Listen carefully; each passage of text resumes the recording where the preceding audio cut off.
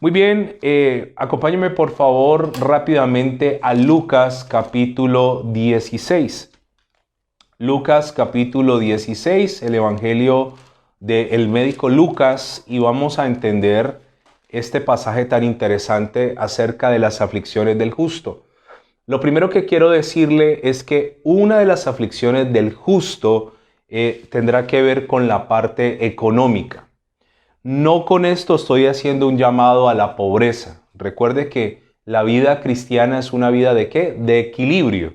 No es bueno vivir en el extremo de la pobreza y tampoco anhelamos volvernos multimillonarios. Yo creo que tener una buena vida es algo que podemos todos aspirar, tener comodidad, tener una estabilidad económica, tener unos recursos para hacer cosas, para ayudar a otros. Yo creo que eso no es pecado. No es pecado siempre y cuando nuestra vida no gire en pos del dinero, el dinero no sea más importante que Dios, el dinero sea una herramienta y que de verdad lo hagamos, porque conozco mucha gente que le pedía a Dios dinero, Dios les dio y ahora sí que es cierto que no se les ve la mano para ayudar a nadie. Eso sí es un error, pero si nosotros cumplimos, yo creo que Dios nos puede dar y nos puede dar en abundancia. Ahora, ponga una cinta en Lucas capítulo 16 y vaya conmigo al Salmo 34, 19. Este salmo lo voy a estar repitiendo mientras estemos dando esta enseñanza. Salmo 34, 19 me habla de las aflicciones del justo. Y dice el versículo 19, muchas son las aflicciones del justo, pero de todas ellas le librará Jehová. Muy bien. ¿Cuántas son las aflicciones del justo? Muchas. Así que si usted está atravesando un mal momento, no se sienta mal. Recuerde que una cosa son las consecuencias de mi desobediencia, las consecuencias de mis malas decisiones, las consecuencias de mis malos actos. Eso sí es una cosa grave. Pero otra cosa es cuando por causa de Dios me suceden aflicciones. Por causa de amar a Dios tengo momentos difíciles. Por causa de ser una persona justa, ocurren cosas que no quisiera que pasaran. Entonces vamos a hacer una brecha, una separación entre las consecuencias de mi desobediencia y las consecuencias de ser justo. Son cosas diferentes. Ahora, en Lucas capítulo 16, versículo 19, me habla de dos hombres que ayer estuvimos estudiando. Uno de ellos muy rico y el otro muy pobre. De hecho, estaba en el nivel más bajo para un judío, que era el nivel de la mendicidad. Recuerde que estaban los ricos en la punta de arriba, debajo de los ricos estaban los reyes, los príncipes, debajo de estos estaban los sacerdotes, conformaba por ejemplo el Sanedrín, era gente adinerada pero también religiosos. Debajo de eso estaban la clase media, que eran los trabajadores, los que tenían negocios, cultivos. Debajo de eso estaban los que se denominan en la Biblia como pobres, que son los que trabajaban por un salario, pero la clase más desfavorecida eran los mendigos. Recuerde que los mendigos no son como los de hoy. Hoy hay gente saludable, joven, vital, pidiendo limosna, porque el tema de la limosna, por lo menos en Santiago de Cali, es lucrativo, ¿no? Y a veces se utilizan niños, etcétera. Uno tiene que saber muy bien dónde va a depositar su ayuda. Uno tiene que analizar muchas cosas dentro del contexto de la mendicidad moderna. Pero en la Biblia, la mendicidad se atribuía a algo malo. No era digno ser un mendigo. De hecho, David enseñó, que eso lo vimos nosotros ayer en el Salmo 37, 25. David dijo, joven fui y he envejecido y no he visto justo desamparado, ni su descendencia que mendigue pan. Por eso, cuando veían a alguien mendigando pan, decía, seguramente sus padres no fueron justos, seguramente sus padres hicieron algo malo, seguramente hay una causa por la cual esa persona es un mendigo. Y esta historia trata precisamente de un mendigo, y los mendigos normalmente eran gente que no tenían salud y no podían trabajar. Así que en esta historia hay un hombre que lo tiene todo, tiene servidumbre, tiene músicos, tiene comida, tiene lujos, tiene joyas, viste con una exagerada pulcritud, vive en lugares, palacios, y hay otro hombre al otro extremo de la historia que no tiene Absolutamente nada. Yo les contaba que muchas veces los justos no prosperamos con la misma rapidez que prospera el malo, el impío. A veces el justo trabaja, es honrado, es honesto, hace las cosas bien, y viene esa voz interna que dice, y si eres justo, ¿por qué te va como te va? Y si eres justo, ¿por qué no prosperas? Y si eres justo, ¿por qué tanta dificultad? Yo no sé a usted si le ha pasado, espero se identifique conmigo, pero yo tuve momentos en mi vida donde conseguir para montar un negocio era un problema. Nadie te presta, los bancos no te prestan, no eres atractivo para ellos. Nadie invierte en ti. Y yo recuerdo que en un momento de crisis de mi vida, yo le estaba orando a Dios hace muchos años por 500,000 pesos. Y yo le decía a Dios, solo dame 500,000 pesos, Señor. Yo con 500,000 pesos arranco, Señor. Yo necesito que tú me des ese empujón. Y llega alguien de esas personas que a veces son usadas por el enemigo para afligirte. Y ese otro amigo mío, él no lo sabía ni lo hizo con esa intención, vino a buscarme porque se había malgastado 40 millones de pesos. Se los había tirado en cosas malas. Y eso golpeó mi corazón porque, por un lado, él tenía 40 millones de pesos que no los necesitaba y que se los había tirado. Y por otro lado, yo necesitaba 500,000 pesos que no los tenía. Y a veces los justos tienen que pasar por estas aflicciones. A veces tendrás que pasar por momentos de dolor, de desierto, de tristeza. Pero esta historia, que aparentemente es una historia de lo material, ahora toma un trasfondo espiritual poderoso. Lucas capítulo 16, versículo 19. Acompáñeme, por favor. Dice la palabra: había un hombre rico que se vestía de púrpura y de lino fino y hacía cada día banquete con esplendidez. Había también un mendigo llamado Lázaro que estaba echado a la puerta de aquel lleno de llagas. Recuerde que ser mendigo era algo humillante y vergonzoso, ¿no? Eso lo leímos ayer. Y dice que la aspiración más grande del mendigo era esta: y ansiaba saciarse de las migajas que caían de la mesa del rico, y aún los perros venían y le lamían las llagas. ¿Cuál era la aspiración del mendigo? Que cayeran unas migajas, un poco de migajas, que un día alguien se acordara de él. Quiero decirte esto: puede que nadie se acuerde de nosotros, pero el Señor Dios Todopoderoso no se ha olvidado de ti. ¿De dónde vendrá tu socorro? Tu socorro vendrá del Dios que hizo los cielos y que hizo ¿qué? La tierra. Escúchame, esto es maravilloso. La respuesta que tú necesitas normalmente vendrá del lugar donde menos lo esperas. Así opera Dios. Así que él pensaba que de pronto, por vivir a la puerta de un rico, lo iba a beneficiar eso. Lo que él no contaba es que el corazón del rico de esta historia no era un corazón generoso ni dadivoso. No se ve por ningún lado que el rico tuvo compasión del pobre. No tuvo compasión. Ahora, ¿cuántas veces usted y yo hemos sentido envidia de los ricos? Pues yo quiero sincerarme con ustedes y decirles que en ciertos momentos de mi vida, obviamente uno ve a los ricos y uno dice, wow, me gustaría tener, me gustaría vivir eso, me gustaría estar en esa condición. Y esto no solo nos ha pasado a nosotros, sino que le ha pasado a hombres de Dios. Y quiero leerle este pasaje que primero nos va a dar claridad para cuando usted tenga esa lucha, de sentir envidia, de decir, ¿por qué los ricos prosperan? ¿Por qué les va tan bien? ¿Y por qué a mí a veces las cosas no me salen bien?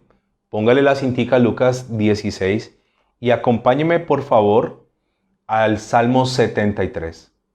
Este salmo es un salmo de Asaf, un hombre importante dentro de los músicos del rey David. Y dice Asaf, ciertamente, Salmo 73:1, ciertamente es bueno Dios para con Israel, para con los limpios de corazón. En cuanto a mí, me fascina la sinceridad de Asaf.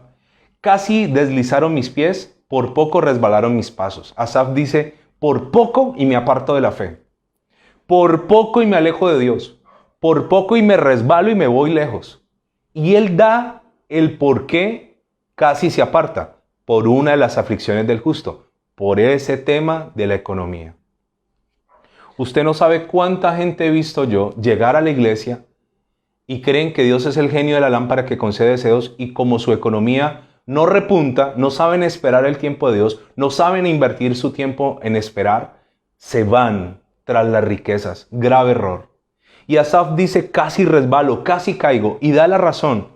Dice el versículo 3, porque tuve envidia de los arrogantes, viendo la prosperidad de los impíos. ¿Qué dice Asaf? Tuve envidia de los arrogantes. ¿Y qué me causaba envidia? Viendo cómo prosperan. Y es que a veces es así. A veces el que trabaja honradamente, honestamente, sin robar nada, sin quitarle nada a nadie, sin la usura, sin cobrar de más, siendo una persona correcta, no prospera en la misma velocidad que prospera el que está haciendo lo malo. Por eso el que está haciendo lo malo lo vemos crecer rápidamente. Y yo quiero decirte, no te dejes deslumbrar. Eso es un espejismo. Eso es peligrosísimo. Eso daña el corazón de la gente y daña su proceso de fe. Yo recuerdo que hace muchos años me encontré con un hombre que él había sido pastor y yo lo conocía, pero había desviado su camino y ahora él tenía dinero y no andaba, andaba enseñando cosas que no eran como muy bíblicas. Y él me propuso a mí, ¿por qué no te vienes a trabajar conmigo? Y yo sabía que él andaba con dinero y con cosas, y la oferta, económicamente hablando, podía sonar tentadora. Pero ¿a qué costo? ¿Vender los principios? ¿Cambiar la sana doctrina? ¿Alejarme de Dios? ¿Arriesgar mi salvación? No, gracias.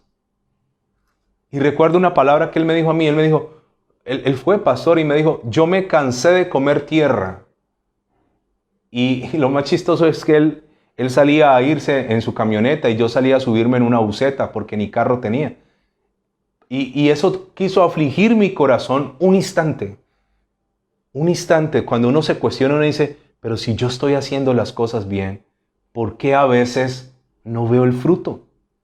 ¿Por qué a veces las cosas son tan difíciles? ¿Por qué a veces son tan demorados los procesos? Quiero decirle por qué. Porque Dios nos permite a los justos pasar por diversas aflicciones.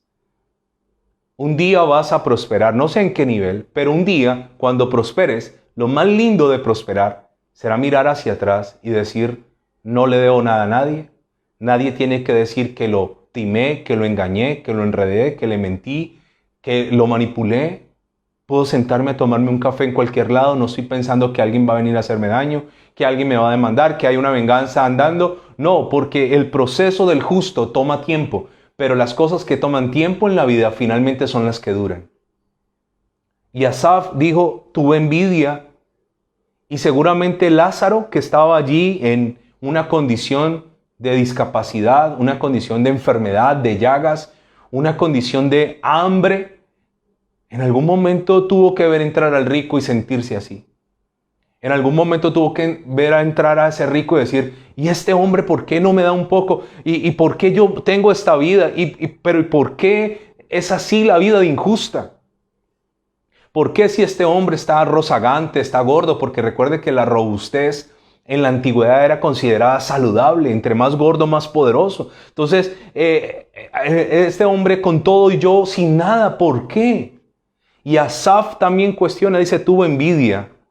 Y luego dice el versículo 4, porque no tienen congojas por su muerte, no sufren, porque su vigor está entero, dice Asaf.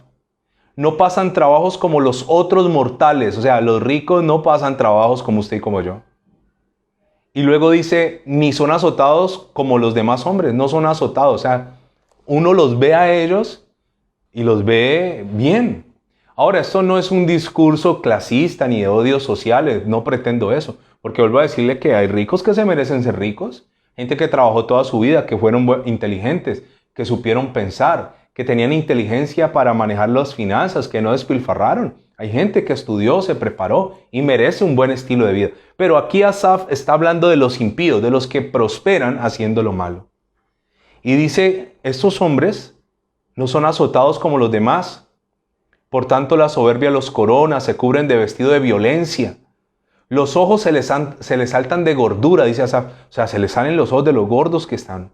Ahora dice, logran con creces los antojos del corazón. Decían las abuelas, y lo voy a decir con respeto, un refrán decía, al pobre y al feo todos se le van en deseos. No quiero ofender a nadie. Es un refrán. Y a veces a la gente que no tiene se le va todo en deseos, el día que tenga, el día que pueda. Y eso puede dañar el corazón, cuando yo tenga, cuando podamos comprar la casita, cuando podamos ir a hacer. A veces eso ocurre. Pero si aún es afuera nuestra condición, yo le quiero decir que hay un tema más allá del dinero y más allá del presente inmediato y más allá de la vida en la tierra, que es la eternidad. Entonces Asaf se confundió. Dijo, ¿por qué prosperan los malos? ¿Por qué prospera el impío? ¿Por qué avanzan? ¿Por qué crecen? ¿Por qué están gordos? ¿Por qué no son azotados como los demás? ¿Por qué no sufren como los demás? Pero Asaf llega a una conclusión maravillosa. Dice el versículo 8, se mofan y hablan con maldad de hacer violencia, hablan con altanería. Ponen su boca contra el cielo y su lengua pasea la tierra. Hablan hasta de Dios. Entonces dice acá, por eso Dios hará volver a su pueblo aquí y las aguas en abundancia serán extraídas para ellos. Y dicen, ¿cómo sabe Dios? Se meten con Dios. ¿Y hay conocimiento en el Altísimo? O sea, esta gente estaba hasta con Dios metiéndose. Pero Asaf llega a una conclusión. Versículo 21. Se llenó de amargura mi alma y en mi corazón sentía punzadas. Tan torpe era yo que no entendía, era como una bestia delante de ti. ¿Qué dice él? Era como una bestia, yo no entendía. ¿Sabe? Y Asaf llega a esta conclusión. Él analiza y dice en el versículo 17, hasta que entrando en el santuario de Dios, comprendí el fin de ellos. Asaf, según las cuentas que él estaba haciendo, iba perdiendo. Asaf iba perdiendo. No tengo dinero, no tengo nada, no tengo bienes, no tengo lo que ellos tienen. Ellos no sufren, ellos les va bien, ellos no son azotados. Pero en el versículo 17 dice, hasta que entrando en el santuario de Dios, comprendí el fin de ellos. ¿Qué es lo que en realidad importa en el ser humano? ¿Dónde va a pasar su eternidad? Yo le quiero contar a usted eso. El rico no tiene en cuenta dónde va a pasar su eternidad. No todos los ricos, no estoy generalizando, pero muchos de ellos han hecho lo que sea con tal de tener riquezas y les será demandado. Así que volvamos a la historia de Lucas. Este rico nunca tuvo en cuenta que un día moriría y un día tendría que partir de esta tierra y un día tendría que dar cuentas a su hacedor por todo lo que él disfrutó de manera egoísta. ¿Sabe una cosa? Hoy en día hay gente tan rica en el mundo que no les alcanzaría esta vida en la tierra para gastarse ni siquiera la mitad de su fortuna. Eso no es un problema, el problema es que no comparten sus riquezas con otros. La Biblia dice que este rico hacía banquete todos los días. ¿Qué le costaba a él en uno de esos banquetes decir, a este mendigo no lo puedo hacer seguir porque tiene lepra, pero por lo menos voy a compartirle de lo que yo como? Eso no lo iba a empobrecer. Eso no lo iba a arruinar. Sino que lo que tienen en contra los ricos es que muchos de ellos atesoran, guardan, acumulan. Eso se llama avaricia, codicia. No quieren compartir. Así que Asaf dijo, casi se resbalan mis pies, hasta que entré en la presencia de Dios y entendí el final de ellos. ¿Qué es lo más importante en la vida? ¿Lo que tú logres económicamente? ¿Tu posición social? No. Lo más importante en la vida es la salvación del alma. Y en esta historia ambos mueren. Acompáñeme por favor al versículo 22. Mire qué interesante. Aconteció que murió el mendigo y fue llevado por los ángeles al seno de Abraham, y murió también el rico y fue sepultado. ¿Qué dice la Biblia? Murieron ambos y ambos fueron llevados a un lugar. En la antigüedad, este lugar se llama el Hades. Recuerde que la Biblia fue escrita en dos idiomas, en griego y en hebreo. La palabra Hades es en griego, la palabra Seol es en hebreo. Entonces, cuando usted encuentre la palabra Seol o Sheol y Hades, es el mismo lugar que se refiere a infierno. También otra palabra que se llama Gehenna, también me habla de infierno. Y en la antigüedad, este lugar quedaba en el centro de la tierra y allí iban tanto los buenos, los justos, como los que morían sin Dios, los injustos. La Biblia dice que había una separación entre un lugar y el otro, una separación. Y la Biblia me dice que había una cima. Cima con S es abismo, cima con C es altura. Esta era una cima con S, un gran abismo. Y la Biblia me dice que a un lado estaban unos consolados y a otro lado estaban otros atormentados. O sea, vamos a entender el lugar donde iban los muertos en el Antiguo Testamento antes de que el Señor Jesús fuera y le predicara a las almas que estaban allá, que creo que hoy no vamos a alcanzar a ver eso. Entonces dice la historia: aconteció que murió el mendigo y fue llevado por los ángeles al seno de Abraham, y murió también el rico y fue sepultado. Este mismo pasaje en la versión NTV dice: con el tiempo el hombre pobre murió y fue llevado por los ángeles para que se sentara junto a Abraham en el banquete celestial. El hombre rico murió y fue enterrado. Ahora, ¿qué ocurre aquí?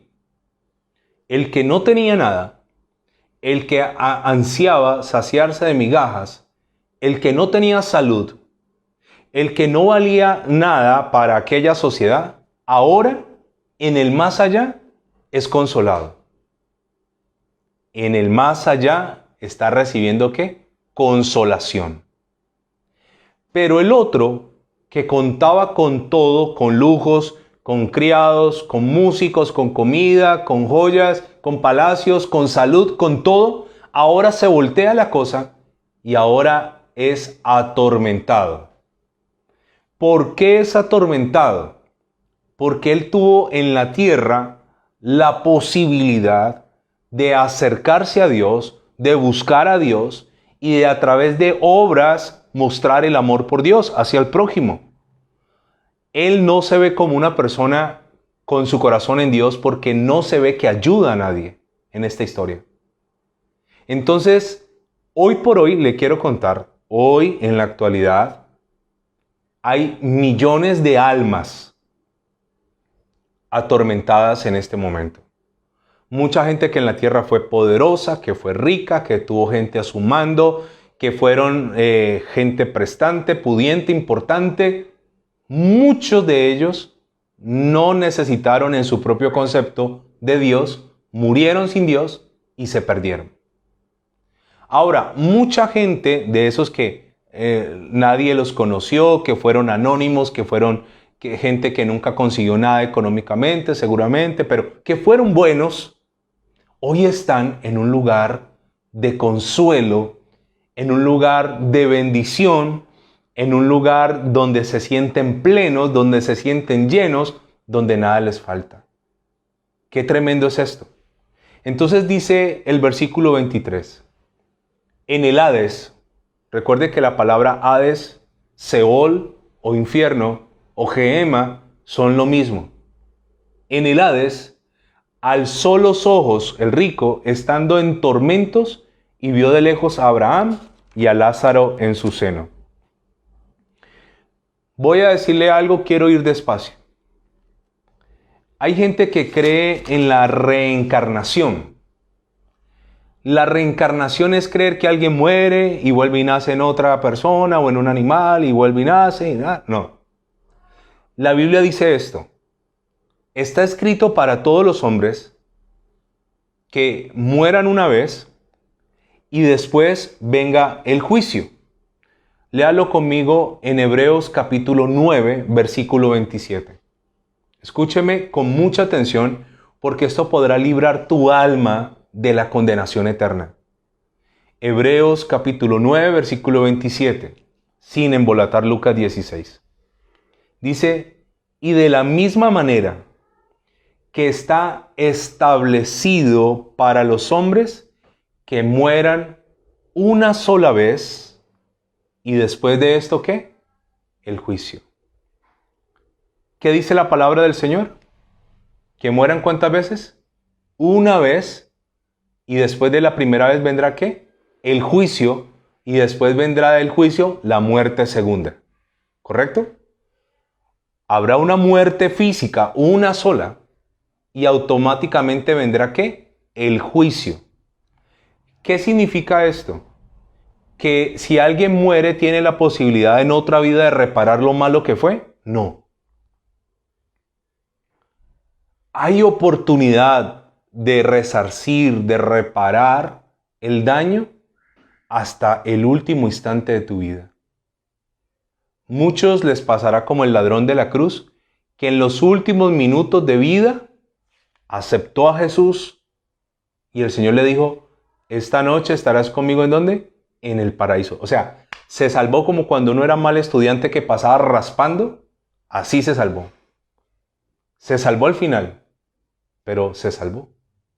Mientras haya vida, hay esperanza. Se lo voy a volver a repetir. Mientras haya vida, hay esperanza. Y este principio lo conoce muy bien Satanás. Por eso, una de las cosas que hace el enemigo es hacer que la gente se muera sin Dios. Porque una vez muerta la persona, ya no hay forma de revertir eso. Escúcheme. No hay manera. No hay forma de revertir lo que se hizo en este plano, revertirlo en la eternidad. Ya no hay manera. ¿Se muere cuántas veces para ir a juicio? Una. Una está escrito, está establecido para todos los hombres que mueran una sola vez y después venga ¿qué? El juicio. Ahora, este hombre abre sus ojos y la Biblia dice que aunque está muerto, es consciente de todo lo que le está pasando a su alrededor.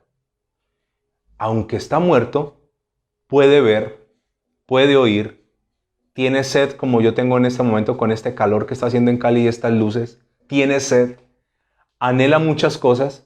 Entonces, aunque él está pasando un momento difícil, está muerto, pero no es el muerto que, ay, ya no siente, ya se olvidó de todo. No, es consciente de cosas. Escúcheme, es consciente de cosas. Así que mucha gente hoy está en un lugar de tormento, pero no es que estén como dormidos sin sentir, están sintiendo lo que les está pasando. Si usted lee conmigo, voy a parar un momento ahí en Lucas y quiero que leamos Mateo 10:28. Acompáñeme por favor a Mateo 10:28. Mateo 10:28, el Señor Jesús está hablando a sus discípulos porque ellos tienen miedo de predicar. Ellos tienen miedo de ir y predicar la palabra. Y Él les dice a ellos, no teman a los que les pueden matar el cuerpo. No teman de ellos. Porque esa gente puede matarles el cuerpo, pero no puede matarles el alma. Él les dijo a sus discípulos, teman más bien a aquel que puede destruir el alma y el cuerpo en el infierno. Y no se está refiriendo a Satanás, se está refiriendo a Dios. Mateo 10:28 dice, y no temáis a los que matan el cuerpo. Mire lo que dice Mateo 10:28. Más bien el alma no pueden matar. O sea, Él le está diciendo a ellos, tranquilos, no teman, los tienen amenazados, tranquilos. Pueden matar el cuerpo, no el alma. Temed más bien a aquel que puede destruir el alma y el cuerpo en el infierno. La versión NTV dice, no teman a los que quieran matarles el cuerpo, no pueden tocar el alma. Teman solo a Dios, quien puede destruir el alma como el cuerpo en el infierno. Ahora, ¿Dios es malo? No. ¿Dios se complace en que el infierno esté lleno? No. Dios no se complace con que el infierno esté lleno. Dios no se goza en que cada día miles y miles de almas vayan allá. No. Es la decisión de cada persona. ¿En dónde estaba el rico en esta historia? En un lugar de tormento. Yo quiero decirle que el justo en la tierra pasará aflicciones. El justo pasará momentos de angustia. El justo pasará momentos de tribulación. El justo padecerá persecución. El justo será por los demás atacado, pero quiero decirle que el justo no sufrirá el tormento eterno. Nunca un justo irá al infierno.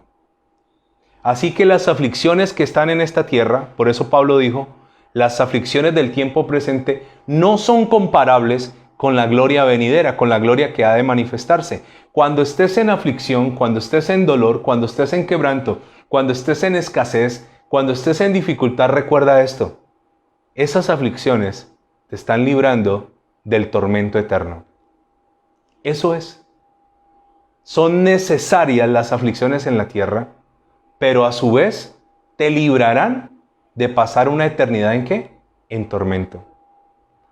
¿Sabe? La Biblia me habla en Mateo capítulo 13, versículo 49 y 50. ¿Qué pasa en donde estaba el rico? ¿Qué pasa en el infierno? Dice, así será el fin del siglo. Saldrán los ángeles y apartarán a los malos entre los justos. ¿Qué hará Dios? Una separación. Malos acá, justos acá. Una vez más, amigos, hermanos en Cristo, vale la pena ser justos. Los ángeles separarán. Este es malo acá, este es justo acá. ¿Quién se pone el rótulo? Cada uno. Usted decide si ser malo y aplicar para tener un cupo en ese lugar, o usted decide ser justo y aplicar para que el Señor te lleve al paraíso para estar eternamente con Él. No es decisión de Dios. Vuelvo a decírselo, es mi propia decisión. Y dice el versículo 50, y a los malos los echarán en el horno de fuego, allí será el lloro y el crujir de dientes. Es curioso que el Señor Jesús dedicó varias enseñanzas a hablar del infierno. Si el infierno no fuera relevante, no fuera importante, no fuera trascendente, el Señor ni lo hubiera mencionado. Pero el Señor está diciendo, los ángeles separarán, justos a un lado, malos al otro. ¿Los malos a dónde van a ser arrojados? El Señor dice, a un horno de fuego. Y luego dice, allí será el lloro y el crujir de los dientes. Cuando los dientes de arriba chocan con los de abajo, crujen. La gente que hoy está allá está en un dolor que jamás nosotros en la tierra hemos experimentado. Lázaro, con todo y que padecía de hambre, tenía heridas, lo lamían los perros, no tenía casa, no tenía dinero, jamás Lázaro vivió un dolor tal como el que ahora estaba viviendo el rico.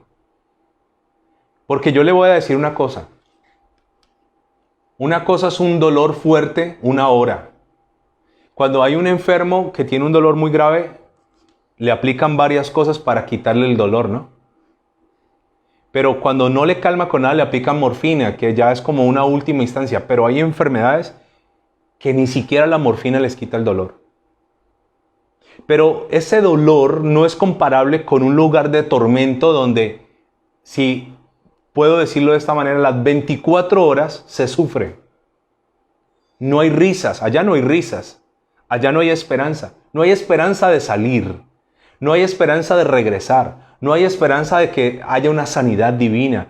No hay esperanza de que llegue la provisión y pueda salir de deudas. No, el dolor en la tierra es una bobada comparado con el dolor eterno, porque la misma palabra dice que es eterno, o sea que nunca se acaba. Y nunca se acaba no solo a lo largo de las horas, sino a lo largo de la eternidad.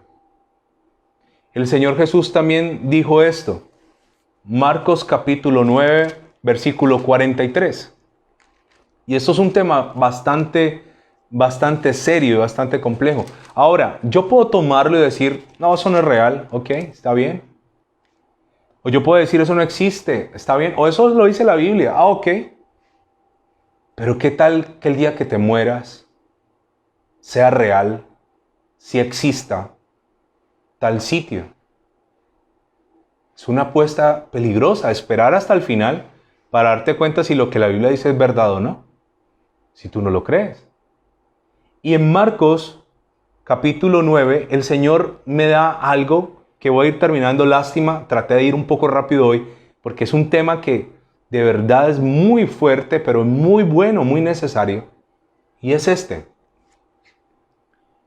Dios quiere que todos se salven, e incluso dentro de las aflicciones del justo, Dios puede permitir una enfermedad para mantenerte salvo. Voy a decírtelo lo más despacio posible. Dios quiere que te salves. Y dentro de las aflicciones del justo, Dios puede permitir hasta una enfermedad con tal de que te salves. ¿Qué es más importante para Dios? ¿Tu sanidad o tu salvación? Quiero ir despacio y quiero creer que me estoy haciendo entender. ¿Qué le interesa más a Dios? ¿Que tú seas sano o que tú seas salvo? A Lázaro Dios no lo sana, o por lo menos la Biblia no registra ni que fuera próspero, ni que fuera sano, ni que se le quitaran las heridas, no lo registra. Resulta que ese dolor era necesario para traer ¿qué? Salvación. Pastor, explíqueme un poco más. Ok, en 8 minutos que nos quedan esta noche de transmisión se lo voy a tratar de explicar. Yo creo en la sanidad divina y me alegro. Y me gozo en la sanidad divina. Yo creo en que Dios puede sanar desde un cáncer, lo he visto, una enfermedad terminal. Dios puede sanar lo que sea. Yo lo creo, yo lo he visto. Creo que parte del mover de Dios en la tierra son los milagros. Pero los milagros no salvan a nadie. Yo he tenido que ver personas que fueron sanadas y después de que fueron sanadas, lo más absurdo es que volvieron atrás al mundo. Eso yo lo he visto. Lo más absurdo, cuando el Señor Jesús sanó al paralítico de Betesda, le dijo, vete y no peques más para que no te venga una cosa peor. ¿Qué puede ser peor que haber estado 38 años paralítico? Que se pierda su alma. Esa fue la advertencia. Vete y no peques más para que no te venga una cosa ¿qué? Peor. Escúcheme con mucha atención. ¿Qué ocurre aquí? Se hace una campaña de milagros y llegan por cientos y por miles buscando su milagro. ¿Está mal eso? No está mal. El punto está que de muchas de esas personas que estaban buscando a Dios en la enfermedad, luego de ser sanados, ya no quieren saber nada de quién, de Dios, y se perdió su alma. En pocas palabras, era mejor que nunca se hubieran sanado y se hubieran salvado a que se hubiesen sanado y se hubiesen perdido. Eso es tremendo. Lázaro no dice la Biblia que fue sanado, pero al final fue salvo. Ahora, hay mucha gente por la cual oraremos y no será sanada, pero sí será ¿qué? Salva. Asegúrate, cuando vayas a orar por un enfermo, asegúrate de su alma. Es lo primero, que hay que asegurarle su alma, su eternidad. La sanidad, ya eso es otra cosa. Y en Marcos capítulo 9, me habla algo muy interesante. Marcos 9:43. Si tu mano te fuera ocasión de caer, está hablando el Señor Jesús, córtala. Mejor te es entrar en la vida manco que teniendo dos manos ir al infierno, al fuego que no puede ser apagado. ¿Qué está diciendo el mismo Señor Jesús?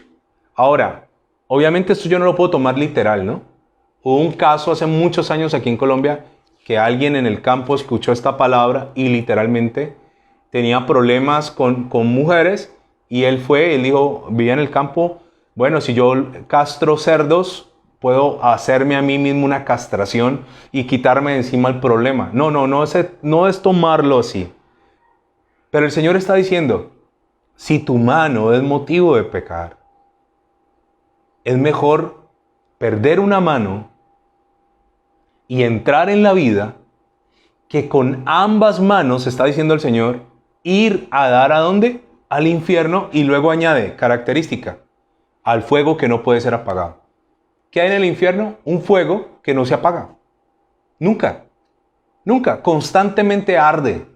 Arde, quema, arde. Olor a quemado, a chamuscado. Humo, constantemente. Un lugar de densa oscuridad, de humo, de calor, de gritos, de gemidos, de lloro, de crujidos.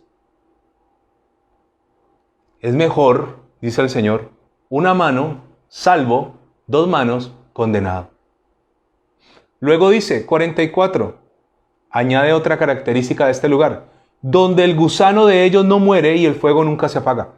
Peor aún, hay gusanos que fue cuando Dios expulsó a Satanás y le dijo, espanto serás y para siempre dejarás de ser. Y luego le dice, gusanos te cubrirán y gusanos serán tu cama. El infierno originalmente fue diseñado para Satanás y los ángeles, donde hay gusanos. Y el Señor dice, el gusano de ellos no muere y el fuego nunca se apaga. Versículo 45. Y si tu pie te fuere ocasión de caer, córtalo. Mejor te es entrar a la vida cojo que teniendo dos pies ser echado al infierno, al fuego que no puede ser apagado. Y otra vez dice, donde el gusano de ellos no muere y el fuego nunca se apaga. Versículo 47. Y si tu ojo fuere ocasión de caer, sácalo. Mejor te es entrar en el reino de Dios con un ojo que teniendo los dos ojos ser echado al infierno, donde el gusano de ellos no muere y el fuego nunca se apaga. Muy bien, para parar ahí, ¿Lázaro lo sanó Dios? No. ¿Lázaro lo prosperó Dios? No. El tipo murió pobre y el tipo murió enfermo. Pero ese dolor era necesario para cuidar ¿qué? Su salvación. Ahora escúcheme, esto no aplica en todos los casos. Hay gente que con salud sigue a Dios. Hay gente que con dinero sigue a Dios. Pero está comprobado que hay gente que no tiene esa capacidad. Hay gente que reciben 3 pesos y se enloquecen y se alejan. Hay gente que en una cama o en una condición de cárcel le prometen cosas a Dios. Apenas cambia el panorama, se alejan de Dios. ¿Qué le interesa a Dios? ¿La sanidad o la salvación? Mañana, si el Señor lo permite, seguimos con esta interesante enseñanza de la palabra del Señor. Amado Dios, gracias. Te bendecimos, te exaltamos. A ti sea la gloria, la honra, la alabanza. Te pido, Señor, que nos guardes, nos guardes, nos guardes. Señor, de pasar una eternidad lejos de ti. Lejos de ti, Señor.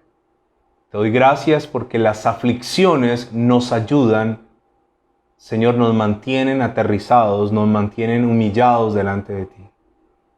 Señor, líbranos de perder el alma. Lo más valioso que el ser humano tiene es su salvación. Por eso puede que no tengamos dinero, puede que no seamos gente reconocida ni famosa. ¿Y qué? Si tenemos la salvación, Señor, lo tenemos absolutamente todo. Señor, ayúdame a entender que mientras esté en la tierra hay posibilidad de cambiar mi historia para bien. Pero que cuando ya la persona fallece, ya ahí no hay nada, absolutamente nada que hacer. Gracias Padre, gracias Hijo, gracias Espíritu Santo. En el nombre de Jesús. Amén y amén.